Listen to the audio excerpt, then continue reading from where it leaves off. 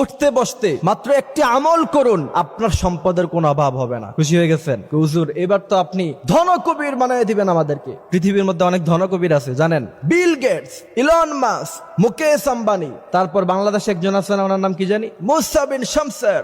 এমন করে ধনকবির আছে পৃথিবীতে। দুবাইয়ের রাশেদ সাহেব বেলাল হাসান ধনকবির, কত সম্পদ তারা নিজেরাও জানে না। আল্লাহ সুবহানাহু ওয়া তাআলা যদি বিল গেটস কে ধনী বানাতে পারে অমুসলিম হওয়া সত্ত্বেও, ইলন মাস্ককে যদি আল্লাহ সুবহানাহু ওয়া তাআলা ধনী বানাতে পারে, উঠতে বসতে যদি আপনি একটি জিকির করতে পারেন, রাসূলের হাদিস থেকে আপনি দলিল নেন, আল্লাহ পাক আপনাকেও ধনী বানায় দিবে। সুবহানাল্লাহ বললেন না?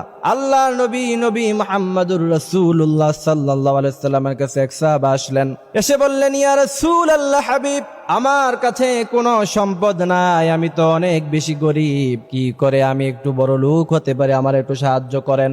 নবী মুহাম্মদুর রাসূলুল্লাহ সাল্লাল্লাহু আলাইহি সাল্লাম বললেন, সাহাবী, তোমাকে আমি এমন একটি আমল শিখাইয়া দিব না, যে আমল শিখাইয়া দিলে পরে তুমি আর কারো কাছে যাওয়া লাগবে না, তোমাকে কোনো সাহায্য করা লাগবে না, কোনো সহযোগিতা তোমারে করা লাগবে না। তুমি যদি এই একটি আমল করতে পারো, তাহলে তোমাকে আল্লাহ পাক রব্বুল আলামিন অজস্র সম্পদের মালিক বানিয়ে দিবেন। প্রিয় ভাইরা আমার, আল্লাহ পাক বলেন, وَمَن يَتَّقِ اللَّهَ يَجْعَل لَّهُ مَخْرَجًا وَيَرْزُقْهُ مِنْ حَيْثُ لَا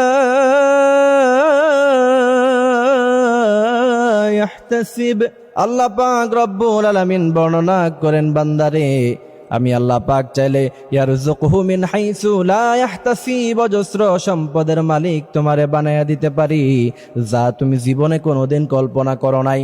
এই জন্য প্রিয় ভাইরা আমার, রাসূল বললেন, সাহাবী শোনো, প্রতিদিন যখন সকালবেলা তুমি ঘুম থেকে উঠবা, ফজরের নামাজ পড়বা, ফজরের নামাজের পরে যেই যায় নামাজের মধ্যে বসে থেকে তুমি নামাজ আদায় করবা, সালাত আদায় করবা, সেই জায়গায় বসে থেকে তুমি খালি পড়বা সুবহানাল্লাহ ওয়া বিহামদিহি, সুবহানাল্লাহিল আযীম ওয়া বিহামদিহি। আমি আবারও বলছি, কোট করে নেন, সেই জিকিরটি হলো সুবহানাল্লাহি ওয়া বিহামদিহি,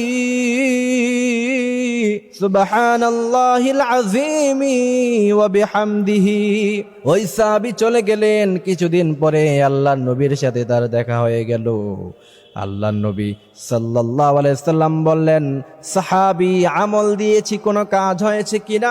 ওই সাহাবী বললেন, ইয়া রাসূলুল্লাহ, কিছুদিন আমল করেছি, আর কিছুদিন আমল করার কারণে আল্লাহ পাক রব্বুল আলামিন এত বেশি সম্পদের মালিক বানায়া দিলেন, এখন আমি যাকাত পর্যন্ত মানুষকে দিতে পারি।